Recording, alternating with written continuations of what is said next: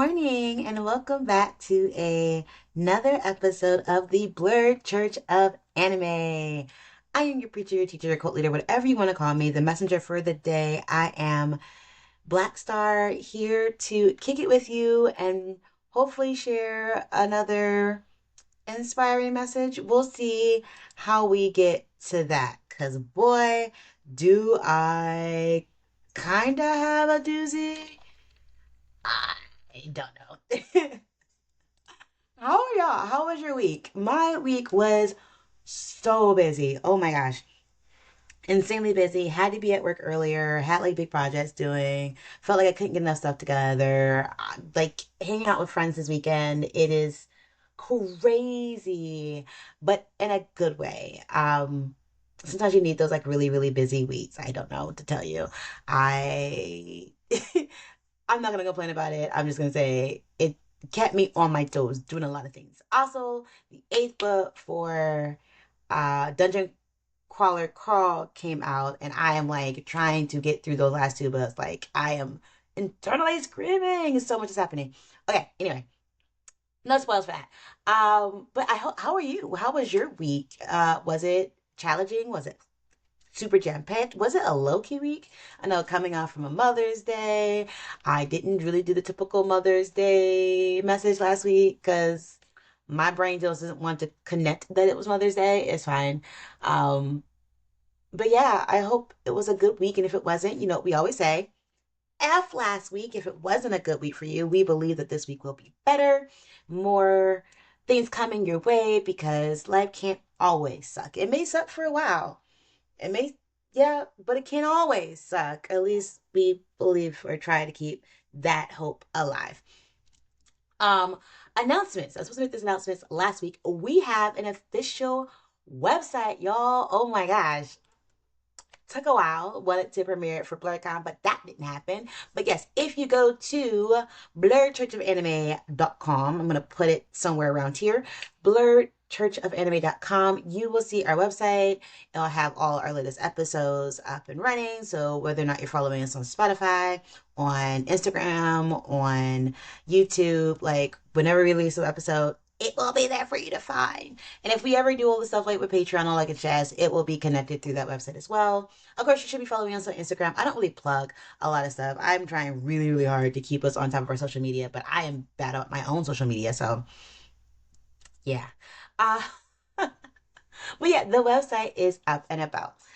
This week, I really, since we're still in mental health month, mental health May of a month, I realized I've been talking a lot about teenagers because, yeah, okay, teenagers is beyond some stuff. Like, teenager, being a teenager means so much stuff is happening, but it doesn't mean that we aren't concerned about adults. You know, you made it through your teenage years. Now, as an adult, what's happening? And so I tried to think about animes that dealt with being an adult and going through like depression or something in nature. Did not want to go through BoJack Horseman. There's so many really great hour-long video essays off of YouTube about BoJack Horseman. Wanted to get back to an anime, and then I was thinking through like, what's really emotional, and I thought about A Silent Voice. Although it always comes back to what happened in your formative years, elementary, middle school, high school, whatever. And then I realized I need to probably rewatch A Silent Voice. Then I was like, I don't know if I can handle rewatching A Silent Voice because the first time I watched that, let me tell you, it wrecked me. I was not crying. And as someone in my real life who's had to deal with suicide and suicide ideations and completed suicides in that nature, um, I've not rewatched that since having those incidents happen. And I am actually kind of interested to see what my take would be on that movie, going through what I've gone through. But I need to be in a good place. And I think I'm gonna talk about it with my therapist before I just launch in there and be like, let me tell y'all how this it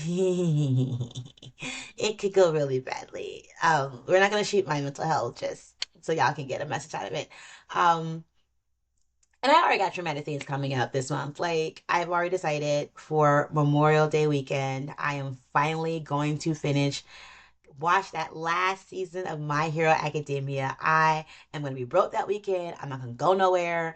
I am going to sit my butt home and I am going to have all my favorite foods, all my comfort foods, from my French toast to pancakes to meatloaf to whatever. I'm buying it. I've already had a plan and I'm just going to sit and I'm going to finish this season, finish this last season. I,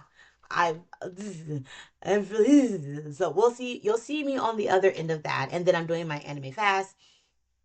So I am not trying to do too much heavy stuff before we get to that. And like I said, I think I mentioned this last week after my anime fast. I think I'm going to just go through with Digimon. Build myself up. Go back through what I loved when I was a kid, getting into anime, and Digimon was definitely that. Get all up to where we are currently with Beatbox. So yeah, all of that.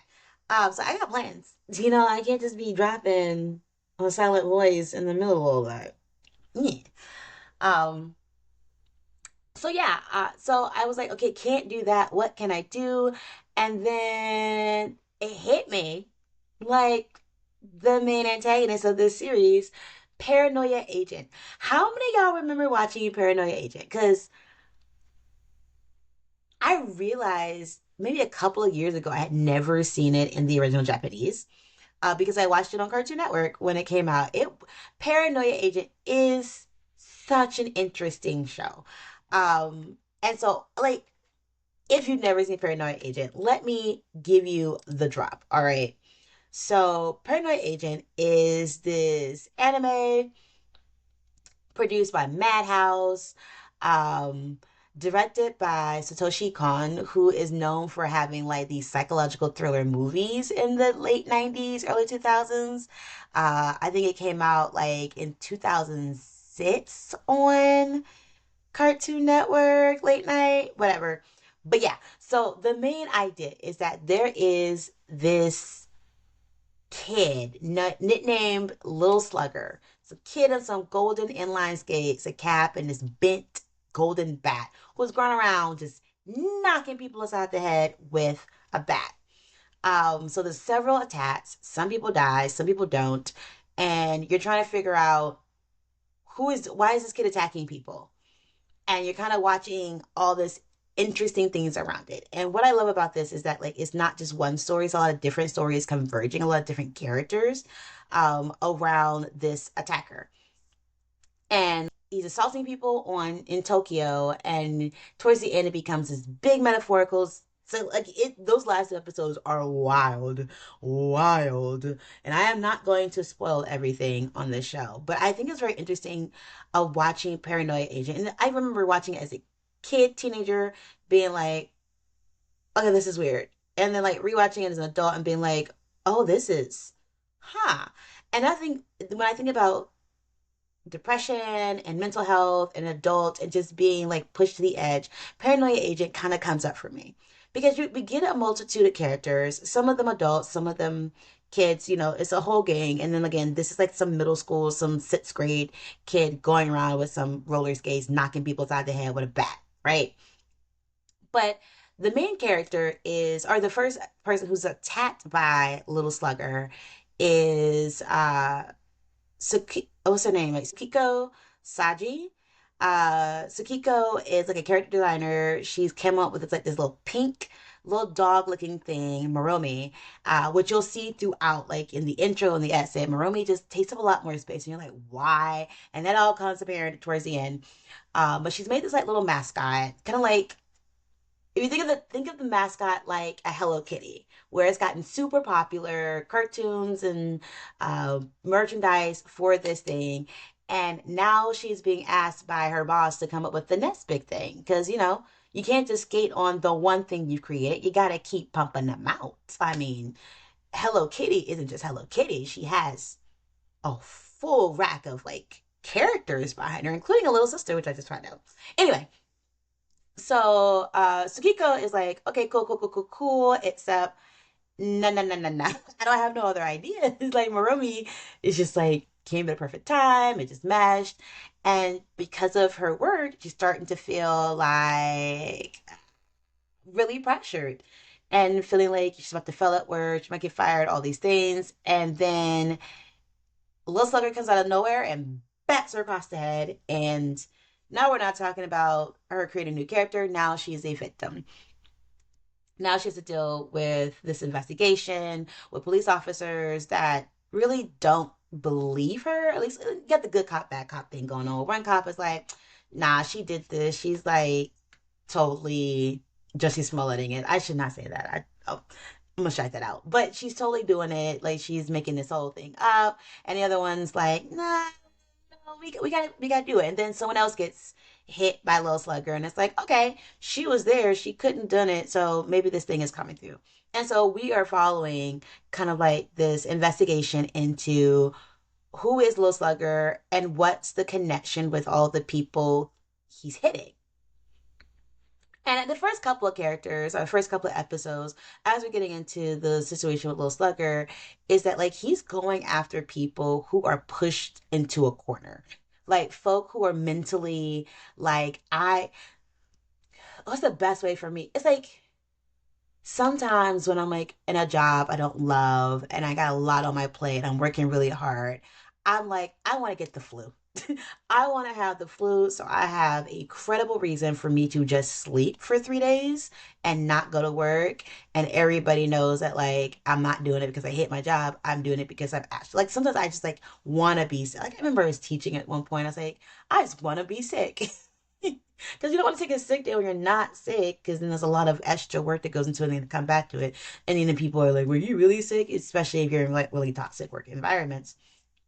But you want that thing to come around to distract you from all the other things that are like falling around you. It's like you want this temporary oasis. And Little Slugger seems to provide that with certain people that he assaults.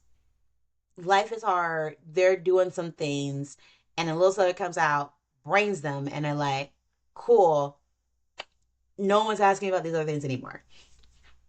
And I'm talking about like this crooked cop who was like stealing money from mobs and people and used it to build a house for him and his family. And now the money's coming due because he keeps asking for too much.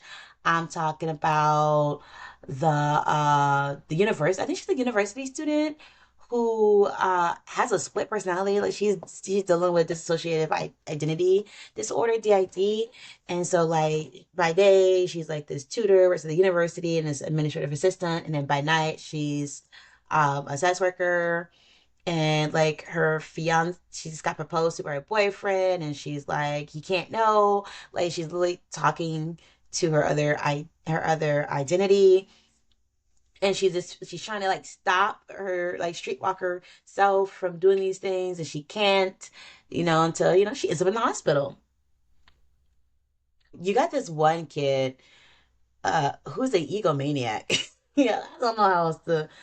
I don't like he. People think that he might actually be the the assaulter. That they think he's Little Slugger because he has like a baseball cap and these skates, and he's like was known as this really really good kid. So he starts like feeling himself too much and getting mad at this other new kid for starting to steal his shine. I'm like, yeah, you look suspicious, my dude.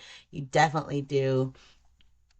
But this kid, he's like so worried about his popularity that he's just getting pushed more and more to the edge. Like he's not about to be school president, and then he gets caught like bullying the new kid, and so that like he's definitely kind of like paranoid around his popularity that he ends up getting not by Lil Slugger too. And even the two detectives are not immune to. I think one detective has a wife who is sick but won't get like the more expensive treatment because she's like we can't afford it. And the other detective who is like anti all the supernatural stuff but trying to figure out like how do all of these things work together. Especially because they get like one culprit.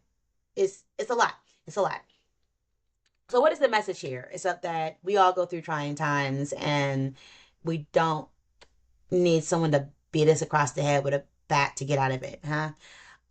One thing I find really interesting about Paranoia Agent is the attacks take on a life of themselves, especially around wider Tokyo and the individual people talking about it. Where because you don't understand and you don't know the mental state of the people who get hurt by him, so you don't know who's like who's the actual target. Everyone can be a random target, and it becomes this thing where that's I think the paranoia agent part of the actual show is coming into play is this mythologicalizing, and I'm making up a word here, um, a situation, an attack, a bad thing you can't explain, the randomness of violence. Because so for a lot of people, this feels very random. The randomness of violence. People, not everyone is surviving. People are actually dying from being hurt by Little Slugger, and it becomes this like cultural conversation where people want to be close enough but not too close, and then that kind of changes your patterns of how you think about things. So I kind of liken it to school shootings a little bit, so stay with me. I know I'm getting, yeah, um where, and at least in America, because school shootings and like random mass attacks with guns are just like our everyday norm. There comes a point where you can talk about all the ways to avoid it or what do you do, but when what is more interesting to talk about, what do you do in the midst of it, as in your chances of being in a mass shooting event is, is pretty high now because we have them happening all the time. People in America are just walking into grocery stores, walking into malls, walking into schools, and unleashing. And so you're going to be touched by this in some type of way, whether it was directly you or your children, whatever. So I think we have this massive psychosis here in America where, in order for it to not happen directly to you, you're trying to find a way for it to be like 2 degrees separation from it. So like this happened in Florida. My cousin's sister lived in that went to that school 5 years ago. So, or it happened in my town. So I'm close enough to it without it actually touching me. And I think that's what kind of happening with the Paranoia Agent with Little Slugger, is that like there's a whole conversation of the folk in Tokyo in different neighborhoods who are worried, but like you can't be scared every day. You got to go about your day, and so you're trying to be like, well, I it hit close enough to home where it shouldn't hit me again. Kind of like I'm not gonna get struck by lightning twice, so or I gotta get the fizzle from. Sorry, cat jumped up on me. From it happening twice, so let me just say, like, I was in the vicinity where lightning had struck. Right. And so people, I think, are making light of it when there's a lot of people who are having devastating consequences, and also the people who, again, who were pushed to the brink and are using the little slugger attack as a relief. But it's again a temporary relief. You're in the hospital for a few days. You're in a coma. Maybe there's this one character. She's the daughter of the police chief, and she finds out her dad is crooked, and so she doesn't love the way she's living. And then little sucker happens, and she has amnesia. Life is fine. I don't remember any of the bad things you did, But for how long? And then the show doesn't answer that question for you. Like, we don't get to see these people 5 years down the line, 3 days, not even like a year later. We're dealing with the manifestation that is Little Slugger right now, and how it's affecting this community, how it's affecting these people, and how it's affecting folk who were attacked by the actual Slugger and some of the copycats, because copycats did happen, as they always do when we have a situation of terror, because he is kind of terrorizing people with this bat and stuff. So, anyway, I think like it is shifting the mental consciousness, I think, in Tokyo with Little Slugger. And I think a lot of the bad things that happen in America, a lot of the ways that our culture is built up, shifts our our headspace and our mental capacity for certain stuff. Like me having a conversation with my mom or my dad about school shootings is very different for them. It was like the Kent State deal where the government shot at students because they were protesting about Vietnam. That was something that was like entrenched in them, but also for a lot of them, school shootings wasn't a big deal. It was lynchings, it was like racial terror, like that. They grew up in that time, and a lot of their generation believe certain things because of that. Where I am of the age where I was like in elementary school, maybe middle school, when Columbine happened, and was like that first generation of really like being like, this was weird, but could be done a lot more. And so I feel like a lot of elder millennials, we have this like macabre sense of humor around it, around what school shootings would look like. Like I remember when I ended up going to high school, I was going to all white high school, and I could be like, a school shooter. School shooter. School shooter. Like you're making these jokes about it in a way because what else are you gonna do? And then now we have this new generation. Like now, my generation has kids in school, and we're seeing bigger and badder situations of people trying to outdo Columbine and outdo each other and kill as many people as possible. And our children are not okay. Like they're not. That they didn't have the macabre sense of humor about it because it touches a lot harder. And then now it's combined, not just school shooting, but school shooting and racial terror, where like you can't go to the grocery store, you can't go to church. Dylan Roof, I'm looking at you. Like there's so much on top of it, and I think it does break us down and rewire us mentally anytime we're reminded about the randomness of violence. And again, it's not random because people are choosing to cause harm, especially cause harm around a certain group of people. But at some point, it feels randomized because you don't know where it's going to strike. And you don't know whether you're going to go to a concert and there'll be a terrorist attack, or you're going to go to your grocery store and there'll be somebody who doesn't like the brown people in that neighborhood deciding to shoot everybody.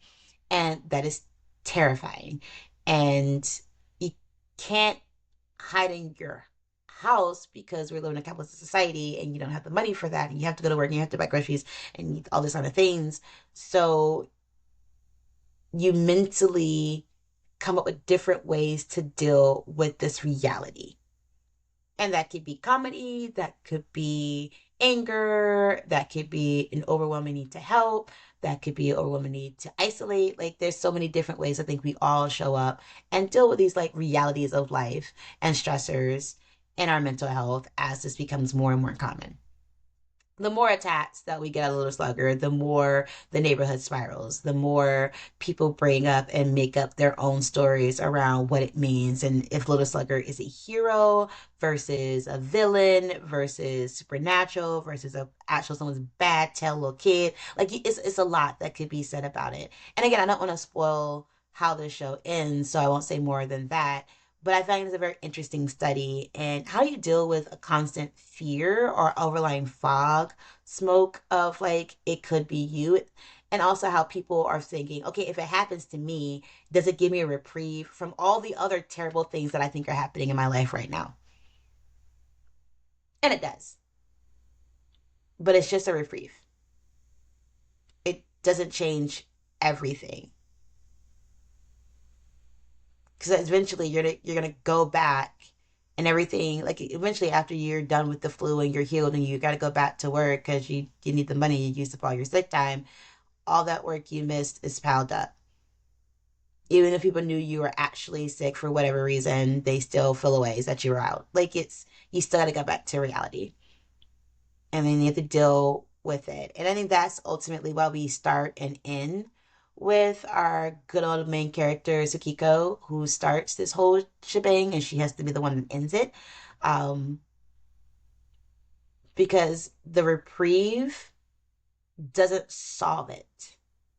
And I think a lot of us like the reprieve instead of solving the problem that you don't like your job, or that there's too much happening, or that you're constantly busy, or that you don't like the work that you do and that you should be getting out, or you don't like your partner, so you're so happy when your partner is out of town, or you like we like a reprieve instead of doing the hard work to change the thing that is dangerous and causing us pain.